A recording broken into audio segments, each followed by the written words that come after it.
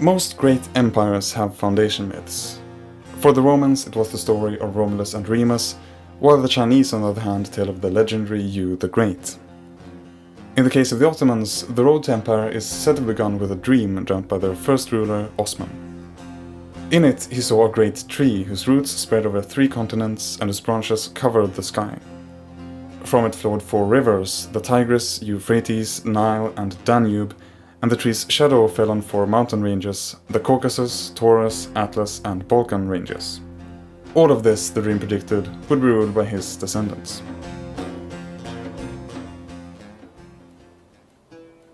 We know very little for certain about Osman. The story of the dream first appears about a century after his death, and there are no written records surviving from his time. Some have even gone so far as to call Osman's reign a black hole, but at any rate, here's what we are told about him. Osman I was born sometime around the middle of the 13th century and was the son of a man called Ertugrul. Threatened by the invading Mongols, Ertugrul had led his native Kayı tribe, a subgroup of the Oghuz Turks, away from Central Asia and into Anatolia, or what is now Turkey. He then pledged allegiance to the Sultan of the Seljuk Turks who controlled the area, and was in return granted control over the town of Söğüt near the border with the Byzantine Empire.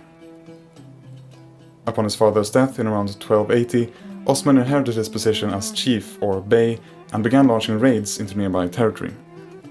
By around then, the power of the Seljuks was collapsing, leaving Anatolia a patchwork of small independent tribes. But Osman couldn't take on his more powerful Turkish neighbors and instead focused his energy on the weakened Byzantine Empire. His first conquests were the fortresses of Eskişehir and Karacahisar, followed by the city of Yenişehir, which he made his capital. Slowly but surely, he carved ever deeper into Byzantine territory, and in 1301 or 1302, he won a decisive victory against them in the Battle of Baphius. This expansion wasn't necessarily violent though. It was achieved against the local Byzantine nobles, and while some of them had to be defeated in battle, others could be absorbed peacefully through purchase contracts or intermarriage. By the end of his reign, Osman had doubled the size of his realm many times over, and although it was still small, it did have potential.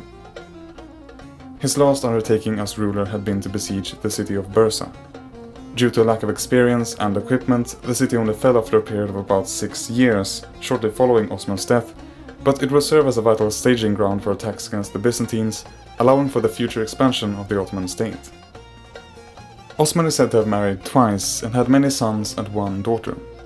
Alidin Pasha was probably the eldest of them, but since he wasn't particularly warrior-like, the state was inherited by his younger brother Orhan in around 1323.